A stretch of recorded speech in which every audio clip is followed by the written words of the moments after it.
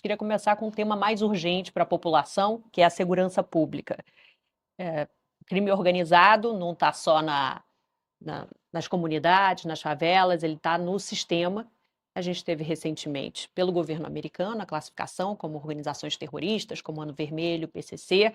Minha primeira pergunta é: se eleito, qual seria a sua primeira medida com relação à segurança pública, Renan? São tantas. E eu vou ter que tomar algumas, assim, de uma vez. Primeira coisa, na própria transição, eu preciso já passar um aumento de penas para todos os crimes violentos e uma adequação do Comando Vermelho, PCC e outras facções naquilo que eu chamo de status de inimigo, que é a aplicação do direito penal do inimigo, que quem trouxe isso para o debate público no Brasil fui eu. Agora os outros começaram a imitar nas campanhas, que é entregar um status anômalo para essas entidades. Os Estados Unidos qualificou os PCC e Comando Vermelho como organizações terroristas internacionais, o que é um status diferente, que pode até gerar problemas para o Brasil. Eu não estou falando dos Estados Unidos fazer uma ação aqui igual o PT fica não é isso. É que os Estados Unidos agora têm superpoderes, por exemplo, para falar, essa empresa aqui que trabalha nos Estados Unidos, ela tem uma vinculação indireta com o PCC. Você abre E uma hoje brecha e ali abre para uma brecha para questionamento. e o Trump, ele joga o jogo do Trump. Achar que o Trump tá ligando para nós, brasileiros, na verdade que o Trump ele faz campanha para tirar brasileiros dos Estados Unidos. O Trump quer tirar os latinos de lá. Então, achar que o Trump tá, sabe, é uma inocência muito grande. Também é um alarmismo muito grande falar que o governo americano vai invadir o Brasil. Isso é papo furado. Pois bem, voltando para a proposta. Nós temos que entregar esse status para esses grupos.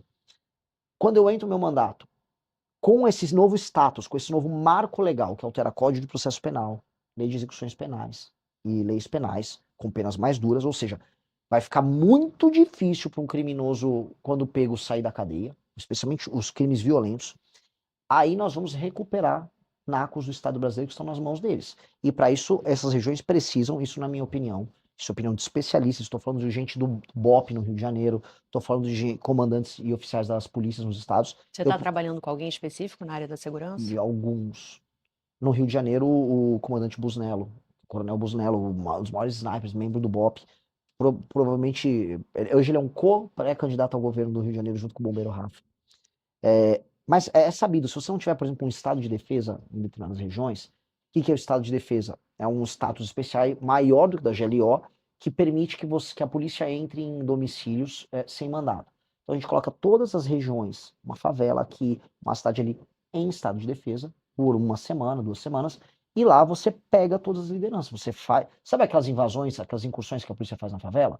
Muitas vezes eles não conseguem pegar certas pessoas que se escondem nos domicílios de outras pessoas e você não consegue entrar.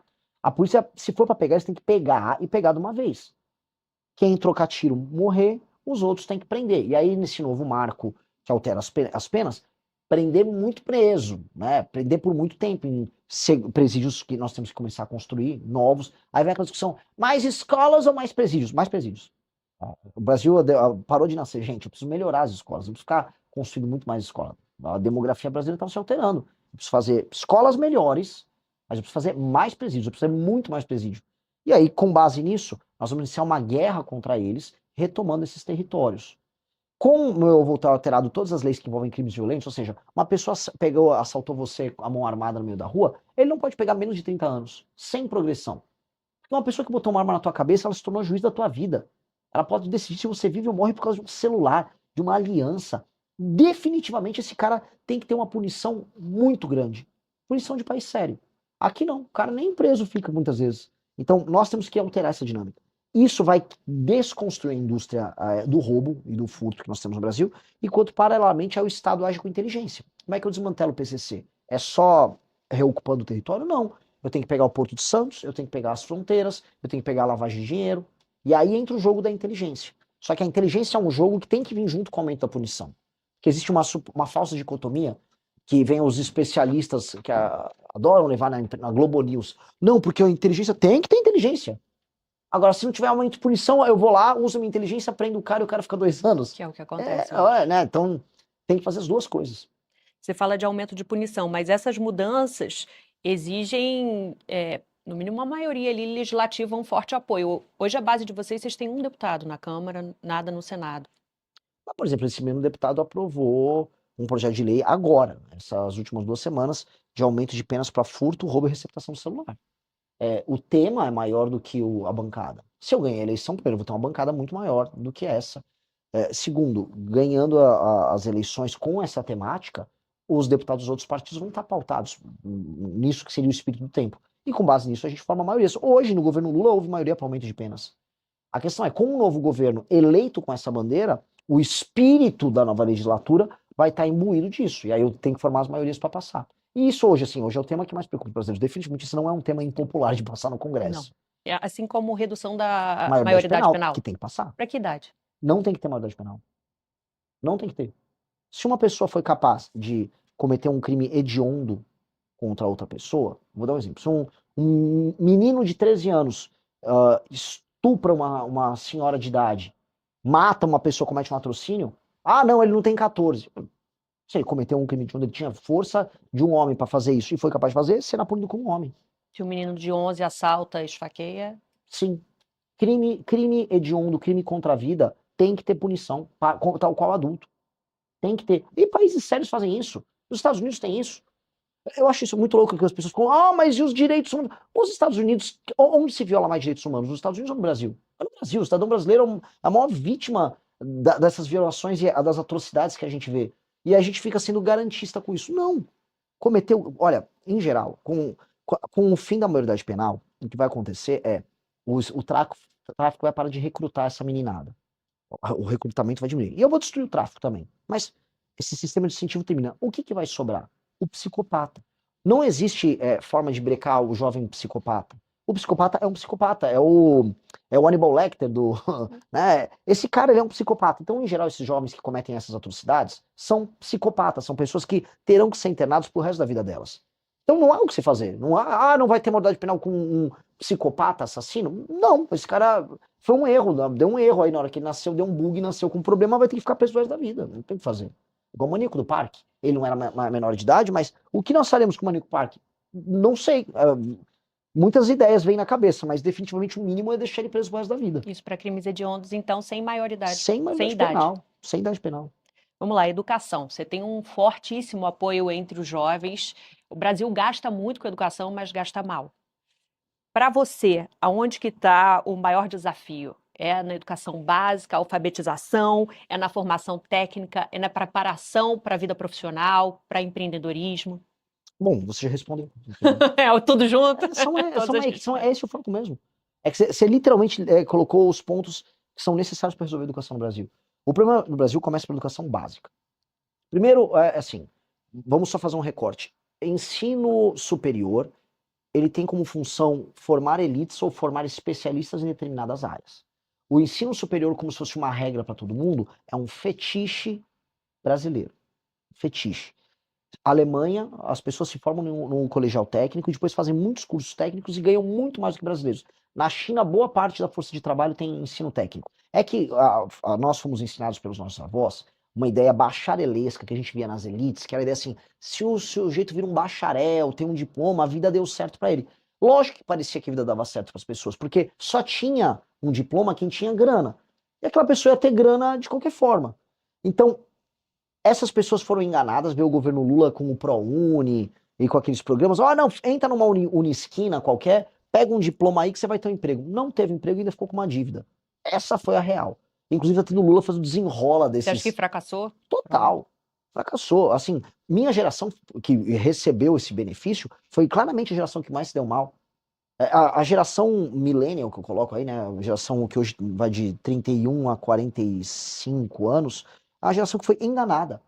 Fica tranquilo, você vai fazer relações internacionais numa Unisquina e com certeza você vai ser o quê? Diplomata? Vai trabalhar com o comércio exterior num país que é fechado? Não, mas a pessoa faz Uber e ficou com uma dívida gigante. Essa é a verdade cristalina e é uma geração que está ressentida, geração que está machucada, que não conseguiu comprar um imóvel, que está endividada, não conseguiu se realizar. É a geração, inclusive, que cai nos truques dos Pablos Marçais, dos coaches, que, não, eu fracassei, foi meu mindset que não era vencido. Mentira. O sistema de incentivos do nosso país era baseado em mentiras. Então, estou colocando isso de lado para voltar. Então, né? Eu não vejo o ensino superior como uma resposta mágica. Qual é a resposta? as pessoas não saem alfabetizadas, plenamente alfabetizadas da escola. Apenas 10% dos brasileiros são proficientes em português. O que isso quer dizer? Que nós conseguimos dominar, apenas 1 em cada 10 brasileiros dominam a própria língua.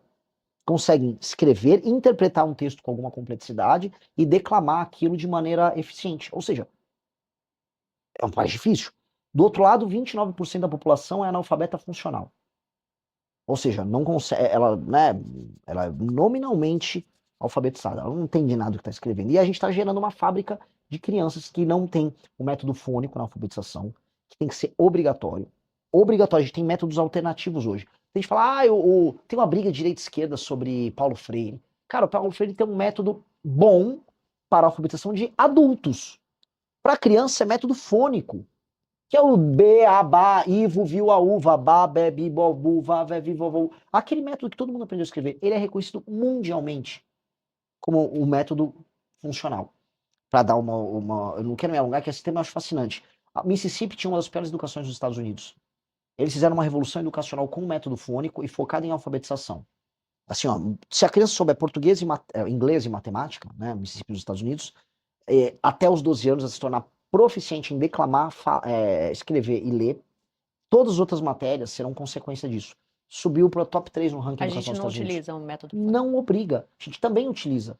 Mas também utiliza. A gente não obriga as escolas a utilizarem. Aí você tem toda uma corrente alternativa de métodos alternativos que não são eficientes.